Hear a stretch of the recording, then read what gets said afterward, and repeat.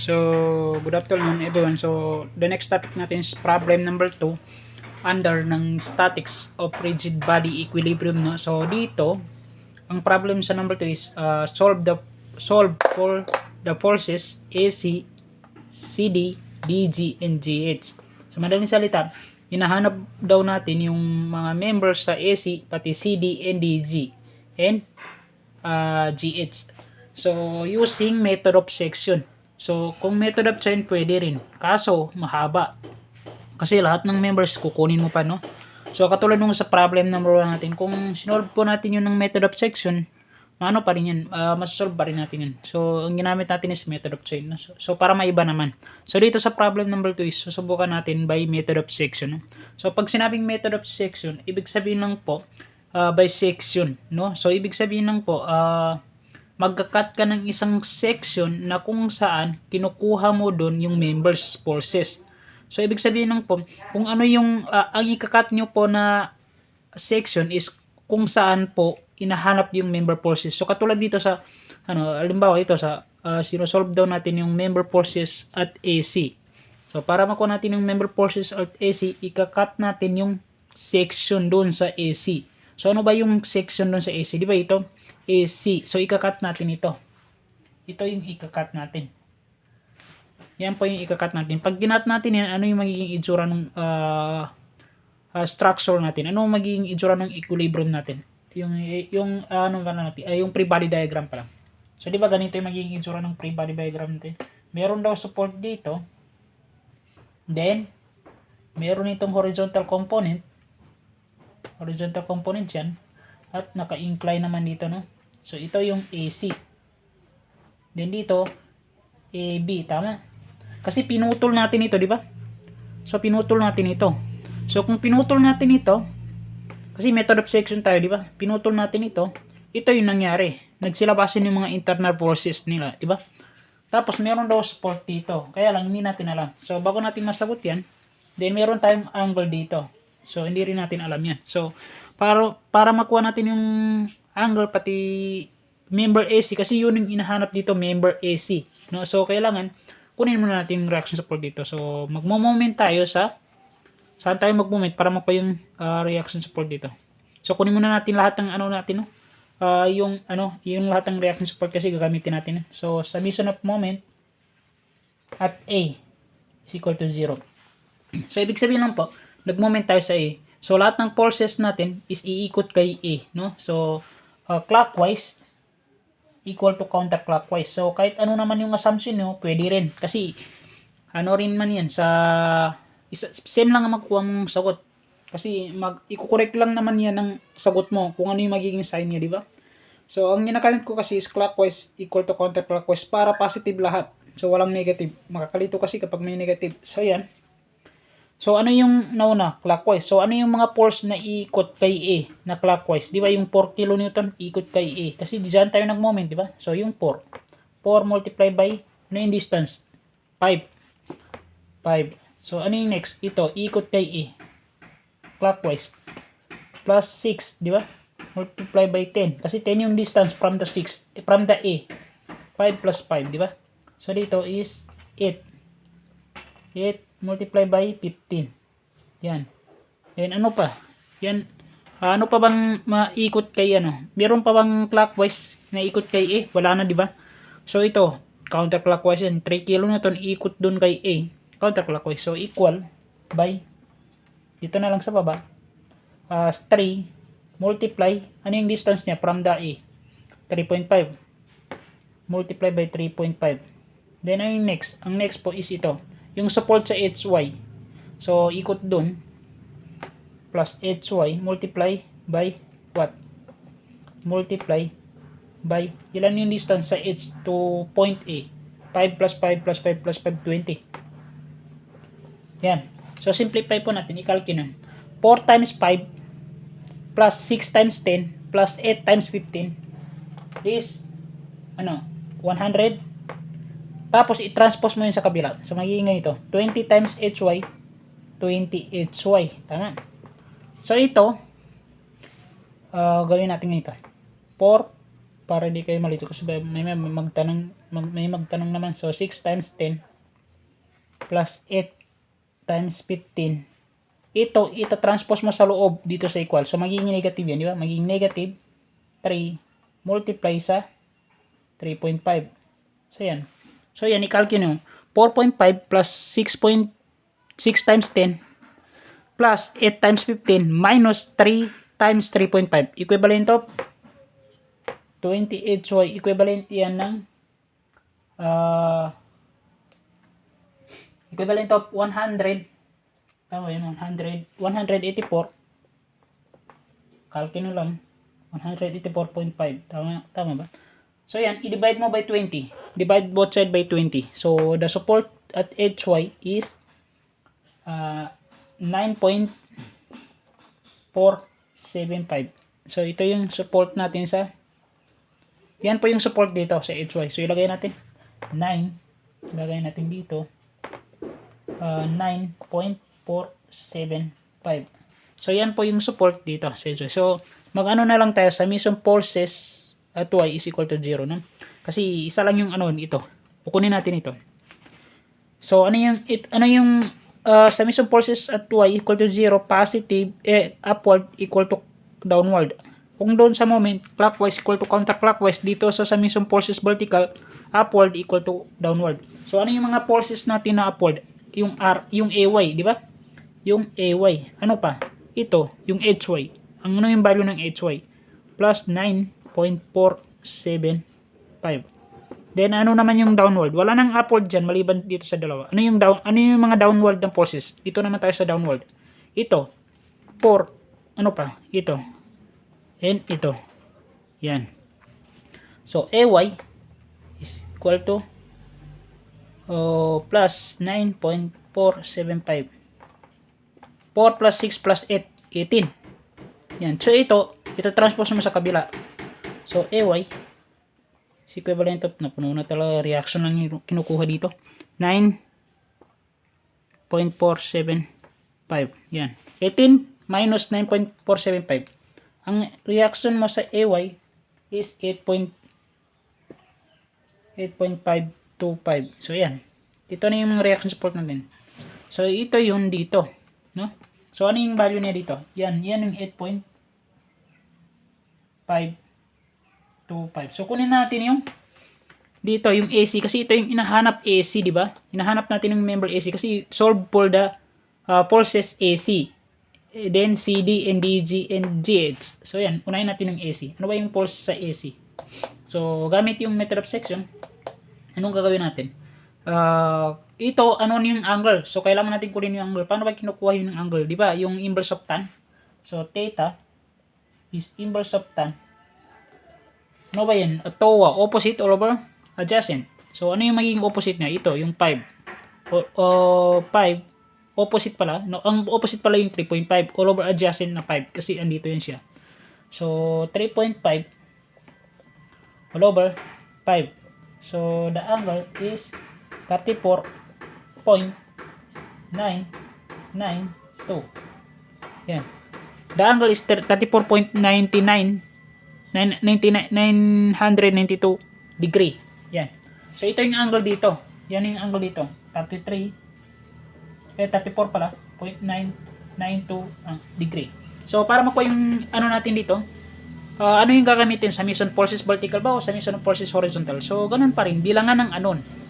So, ano yung pinakakonting anon? Yun ang gamitin mo. So, kung try natin, summation forces horizontal. Ilan yung anon sa horizontal? Isa. Isa yung AC, di ba? Kasi yan po yung X component ng AC. Pangalawa yung AB. So, dalawa. Hindi pwede. Sa vertical, ilan yung anon? Ito wala na kasi horizontal ito. Isa lang. Kasi yung vertical component lang ng AC. Kasi ito hindi anon, di ba? Kasi may value. Meron siyang 8.525. So, hindi siya anon. Hindi siya matatawag na anon. So, ito yung anon. Yung vertical component ng AC. So, ibig sabihin, isa lang yung anon sa summation of forces vertical. Kaya, yun ang gagamitin natin. Summation of forces Y is equal to 0. Positive is upward. Tama? So, positive yung 8. 8 kasi support yan. 525. Ano pa? Ito. Negative. Negative AC.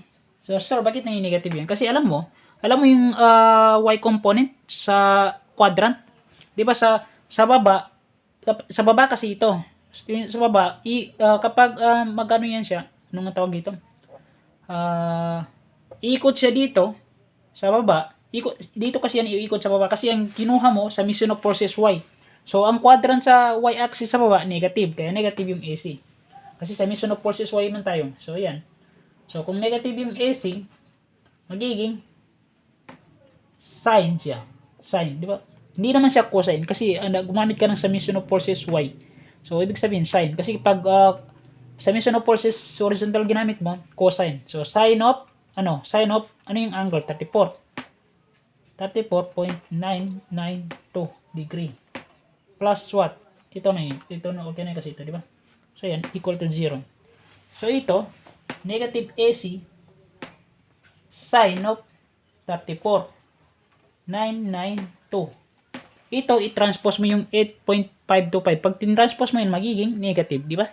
Magiging negative 8.525. So, i-divide mo yan both side by sine 34.992 degree. I-divide mo ito both side by negative sine. Ito, divide mo sa negative. Ito, positive na, di ba? So, magiging AC mo. AC ka pala ito. I-divide mo lang ito sa sine 34.992 degree. So, ang magiging AC mo is positive 14.865 kilonewton tension. So, ibig sabihin tension yung ano natin. So, ibig sabihin tension ito. Tension siya. So, yan. Tama yung assumption natin na tension. So, ano yung next? Ang next po is member CD. Member CD, di ba? So, kung member CD yan, ano yung gagawin mo? Method of section. Ano yung line na along the CD? Di ba? Ito yung line C to D. So, ikakat natin ito. Kasi method of section tayo, di ba? Ikakat natin ito. So, pag kinat natin, ano yung magiging itsura nung free body diagram natin. So, burayin natin ito. Burayin natin yung support. Kasi nakuha naman natin. No? Nalagay naman natin dito. Ang support ko, nalagay din. So, burayin natin. So, ayan. Tandaan lang. Ano yung ano natin sa dito? Ano yung itsura ng free body diagram? Ganito yung may itsura ng free body diagram. Yan. Then, meron dyan ganito. Then, meron itong 4 kilonewton dito, di ba? 4 kilonewton. Dyan, meron dyan. Then, meron namang support dito na AY. Ano yung value ng AY? Ito yung 8.52. Ganito yung ano ng method of section. Ganyan po yung pag-solve sa method of section. So, ganyan po yun siya. So, yan. Dito, meron itong line dito. So, dito ka lang naman nag-cut. So, ibig sabihin, naputol ito. So, ganito yan siya. Ayan, naputol din ito. So, ganyan siya. I-assume na tension. Then, ito naputol din. Magiging ganito. So, dito yung connection niya. Di ba? Diyan sila naputol. So, ayan. Meron itong C. Then, ano yung hinahanap? CD. CD din yung hinahanap dito, di ba? So, ayan. Dito naman, CE. Then, dito is what? B kasi dito. Then, A dito. So, dito, BE. BD pala. So, but not interested to the member BD. Kasi hindi yan yung hinahanap. Ang hinahanap yung CD. Kaya hindi rin ako interesado sa member CE. So, ito yung kailangan natin, yung CD. Yung ano natin, yung member CD. So, meron itong angle dito na theta, no? So, ito yung 34 point, yung sa inverse of tan kanina, yung 34.992 degree. So, ano yung gagamitin natin? So, bilangan pa rin ng anon. So, kung try natin na sa mission of forces horizontal, ilan yung anon sa horizontal? Isa, yung CE. Pangalawa, yung horizontal component ng CD. Pangalawa na. Pangatlo, BD. O, ang dami, tatlo na. So, hindi pwede. So, yung vertical kaya, ilan yung anon sa vertical? So, isa lang. Kasi yung vertical component lang ng CD. Kasi alam mo na yung 4 kilonewton vertical pa rin yan. Meron itong value. Meron din value ng vertical dito. Ibig sabihin, ito lang. Isang anon lang. Yung vertical component lang ng CD. Kasi hindi naman kasali ito kasi horizontal yung dalawa. So, summation of forces y is equal to 0. Positive is upward. Tama? So, ano yung upward? Ito, 8.525. Then, ito downward. Kaya minus 4. Then, ano pa yung natira? Ito, yung CD. Yung CD natin is, we assume kung y component ang ginamit mo, kung joint yan, nasa first quadrant siya. Ito. Tatayo yan dito. Kukunin mo yung vertical component. Pupunta yan siya doon. Kapag tumayo yan, ang y-axis along sa taas is positive. So, positive, CD, multiply. Kung nag-summation of forces y ka, ibig sabihin lang po, sine, di ba? So, sine of 34.992 is equal to 0. Yan. So, ito, 8.525 i-minus mo sa 4 is equivalent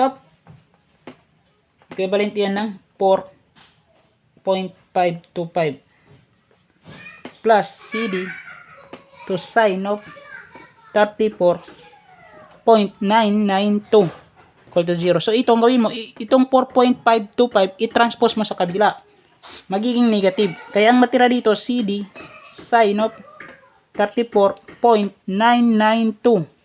Kapag i-transpose mo yung 4.525, magiging negative 4.525. Then, i-divide mo yan both side by sine 34.992 degree. I-divide mo ito dito. So, ang magiging CD mo is, hindi pala nakikita. So, ang magiging CD natin dyan is yung, kapag dinivide natin yung 4.525 sa sine 34.992, magiging CD natin is negative. Kasi negative yung 4, di ba? So, magiging negative yan. Negative 7.89 kilonewton. Ibig sabihin, compression. Compression. So, yan yung member CD. So, nakuha natin yung member CD. So, ang kulang na lang, yung member DG, pati GH. So, try natin yan. So, burahin natin ito. Ito naman tayo bubura. So, tandaan nung nakuha natin kanina. So, ito, yan po yung nakuha natin sa CD. So, i-next natin yung member. Kung subukan natin yung DG, kung titignan mo yung DG dito, so, ibig sabihin, dito ka mag-cut, di ba? Kung gusto mo, dito ka mag-cut. Pero kapag dito ka nag-cut, at kinonsider mo yung, yung left section natin, okay naman. Kaya lang, ang problema, napakahaba ng solusyon. Kasi ang daming pulses dito na iikot, di ba? Maraming pulses na involved dito. Eh ano ba yung gusto natin? Siyempre, ang gusto natin kung saan yung mas madali. So, hindi natin pwede, huwag tayo mag-cut dito. Although, okay naman kasi nasa method of section tayo. Kapag nag-cut tayo dito, okay naman. Kaya lang, kung i-consider natin na left section, napakaraming pulses na involved sa left section. Kaya ang gagawin lang natin is mag-join tayo sa edge. O i-consider natin na section ito. Yung sa kabila. I-cut na lang natin ito. So sa madaling salita po, ang unang kukunin po natin yung member GH. Isauli na lang natin yung DG, no? Kasi alam natin yung GH madali lang, di ba? Kasi ito lang yung involved na pulses, ito lang. Yung 9.475, konti lang yung involved na pulses. Unlike dito, ang daming pulses dito, no? So yan na lang yung kukunin natin. So ika-cut natin yung section nito. Tawagin natin section 4. Then, section 1, section 2, section 3, section 4. No? Ito talaga pag method of section. So, yan. Ano yung itsura ng sa joint edge? So, yan po. May ganyan po yung itsura niya. Then, yan. So, yan. Kasi naputol yan dito, di ba? Naputol kasi dito. Kasi kinat mo dito. Kinat mo yan dyan. Tapos naputol. Tapos, i-assume na tension. So, merong support dito. Ang support dito, 9.475. So, ito, ano yung dito? Yan po yung GH, no? GH. Ito po yun siya. Ito yung hinahanap dito sa pinakahuli. Then dito, ano yun siya? FH, no? But, not interest forces HF. Kasi hindi naman hinahanap. So, dito tayo interesado sa forces na GH. So, ang gagawin natin, meron itong angle dito. Ang angle dito is ganun pa rin, 34.992 degree. So, ano yung gagawin natin dito? So, ganun pa rin, bilangan ng anon. Ilang anon ba dito? Kung mag-summation of forces horizontal tayo, ilang anon ang merong sa horizontal? Isa, yung HF. Pangalawa, yung force X component ng GH. Ibig sabihin, dalawa, hindi pwede. Ano yung natira? Summation of forces vertical. Ilan yung anon sa vertical? Ito hindi kasali kasi horizontal. Then, isa lang. Kasi ito, yung vertical component ng GH, di ba? Kasi ito may value na ito, di ba? So isa lang yung ano sa GH. Kasi ang incline kasi is dalawang component yan, x-axis pati y-axis. So ibig sabihin ang summation of forces ang applicable. Summation of forces y is equal to 0. Positive is upward. So positive ito kasi upward, support kasi yan. So 9.475. Then ito y negative. Negative yung negative po yung ano natin. Yung sa GH natin. GH pa ito. HD ata yan. HD. GH din siguro. GH. So yan, GH. Negative yung GH natin. So bakit na yung negative yung GH natin? Kasi alam mo, nag-summation of forces y ka, di ba? So alam natin sa y-axis, pag sa baba yung quadrant negative, pag sa taas positive, di ba? So alam natin yan, dumaan tayo, elementary pa lang tinuturo yung quadrant, di ba? So negative GH. So yan. So kung nag-summation forces ka y-axis, ibig sabihin sin. Sin of what? Sin of ano yung angle? 34. 34.992 degree equal to 0. Yan. So ito ang gawin mo, yung 9.475 ita-transpose natin sa kabila. Magiging negative GH sin of 34.992 degree. Pag tinranspose natin ito, magiging negative 9.475. So anong gagawin natin dyan? I-divide natin yan both side by negative sin 34.992 sa dito. Ito i-divide natin dito. Mag-divide both side ka by sin 34.992. So magiging GH mo is tension. So magiging GH mo is 16.52 kilonewton tension. Kasi negative divide negative positive, di ba? So tension yan. So yan. Yan yung member sa GH ito. So, ang natira lang dito is yung DG, yung member sa pinakalas. So, paano natin makuha yung member sa pinakalas? So, doon tayo magka-cut sa section na ito. Kasi yung hinahanap kasi dito, DG. So, member DG. So, ika-cut natin ito. So, bakit kanina hindi ka nag-direct dito kung pwede naman? Pwede naman. Kaya lang, iniisip mo kasi yung kung ano yung pinakamadali, di ba? Kung ano yung pinakamadali sa'yo. So, yun yung ano natin. So, pwede naman. Dito ka mag-direct kanina. Pero, maraming forces na involved. So, unlike dito na konti lang kasi nagamit mo na, di ba? So, dyan tayo. So, ano yung itsura niya? So, burahin natin. Ano yung burahin natin dito? Ito na lang. So, tandaan lang kanina nakuha. So, pwede naman kanina mag-direct ka dun sa ano, ang kaya lang problema, mahaba lang yung solusyon. So, okay lang kung alam mo kung paano yung method, di ba? Wala pong problema. So, ito. I-consider natin yung section dito kasi kukunin natin yung member DG kasi ito yung pinaggaiba ng method of section. Nagka-cut ka ng section na kung saan ang ano po ang makat mo yung line na hinahanap, involved dun sa line na hinahanap. So mamaya explain ko sa inyo yung technique sa method of section. So yan, so dito i-drawing muna natin yung free body diagram na to. Yan, ano yung itsura. Yan, dito tayo nag-stop, di ba? Dito natin pinutol. Yan. Then meron itong forces dito na 8 kN. Then meron naman dyan. Then dito, ito yun siya. Ganyan. Yan, doon meron ditong 3. Dito 3, yung X component. Then meron itong support dito na 9.475. Then dito, yan, pinutol natin dito. Dito pa tayo, tama, dito tayo pumutol kanina. So yan. So dito meron naman ditong ito yun siya, yung line na naputol. Ito yung naputol na line. Yan po yung naputol na line. Yan, ganyan siya. Ganyan. Ito yung D kanina, di ba? Yan yung D dito. So ito naman yung E. So pinutol natin yung line nila dito sa gitna. So ito na yun, dito natin pinutol. So but not interested sa pulse sa GD. Hindi ka naman interesado sa pulse GD, di ba? Interesado ka lang sa pulse yung pulse DG. Kasi yan yung hinahanap dito, di ba? So, hindi ka rin interesado dito sa pulse FD. Yan. Hindi natin kailangan yan. Kailangan lang natin is ito. Then ito, meron itong angle dito. Which is, ang angle dyan is ganun pa rin, 34.992 degree. So, ang tanong, ano yung gamitin natin? So, ganun, bilangan ng anon. Kung magta-try tayo sa summation of forces horizontal, ilan yung anon sa horizontal? Ito, mayroong value yung horizontal dito. Bilangin natin ang anon sa horizontal. Horizontal ng AG, isa. Pangalawa, yung horizontal component ng DG, dalawa na. Pangatlo, yung ED, yung forces ng ED, tatlo na. So, hindi pwede. So, vertical, ilan yung anon sa vertical? Kailangan isa lang. So, hindi naman kasali yung horizontal, so wala na ito. Hindi rin kasali ito kasi horizontal, wala na yan. So, ang natira, ito na lang.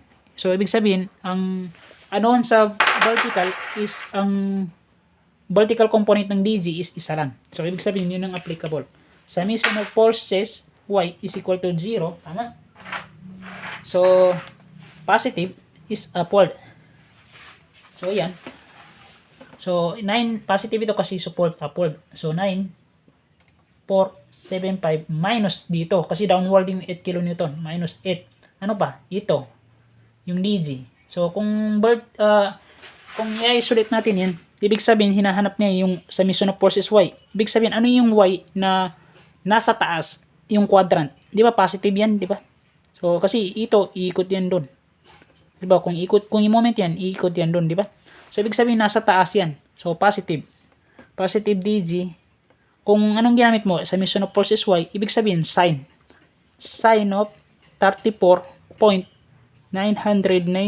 degree is equal to 0. Yan. So, ito, i-minus mo. Minus mo ito. 9.475 minus 8 is equivalent of 1.475. Tama? Yan, ano pa? Ito, yung plus DG sine of 34.992 degree is equal to 0. So, ang gawin mo, ito, ita-transpose mo sa kabila. So, magiging negative. Kaya, ang matira dito, DG sine of 34.992 degree. So, ita-transpose natin yung 1.475. Magiging negative 1.475. Then, ang gawin mo, DG, ang gawin mo dito, yung sine 34.992 degree is i-divide mo. Magdi-divide both side ka ng sine 34 para ma-eliminate ito. Kaya matira dito DG. Ito yung negative 1.475 i-divide mo sa sine 34.992. So ang DG natin is compression, halata naman, no? So negative 2.572 kilonewton. So that is the compression. So, ito na yung member natin sa DG. So, nakompleto natin yung mga ano na hinahanap dito. So, ang technique kasi sa method of section, ang technique kasi dyan is, kapag hinahanap yung specific point, kasi although kasi specific point na yung hinahanap sa method of section, kaya ang gawin mo dito, ang ikakat mo na section, kung ano yung line na involved, o ibig sabihin, ano yung line na hinahanap. So, kailangan, kapag mag-cut ka ng line, is, tatlong line ang makukuha mo. I mean, tatlong line yung makakat mo. Katulad nito, nag-cut tayo dito. Ilan yung line nung nag-cut tayo ng section, ilan yung line na na-cut? Isa, dalawa, tatlo. So, ibig sabihin tatlo. Kasi yun po yung pinakapaganda. Kasi, pasok po sa three condition ng equilibrium, which is summation of forces vertical, summation of forces horizontal, at summation of moment. So, which is yan po yung method of section. So, wag kayong mag-cut na maraming line na involved. Kailangan more than 3 lang. Hindi ka pwedeng lumampas doon. Ibang condition na yun. Pag lumampas ka doon. Unstable na yun. So, ayan, hindi pwede. So, kailangan mag-cut guys, tatlong line. Then, tignan mo kung ano yung ano. Kasi mayroon pang isang method nito na summation of moment. Pero hindi natin nagamit kasi hindi naman kailangan gamitin. Kasi makukuha din naman sa 2 anon, di ba? So, hindi natin ginamit yung summation of moment. So, yan.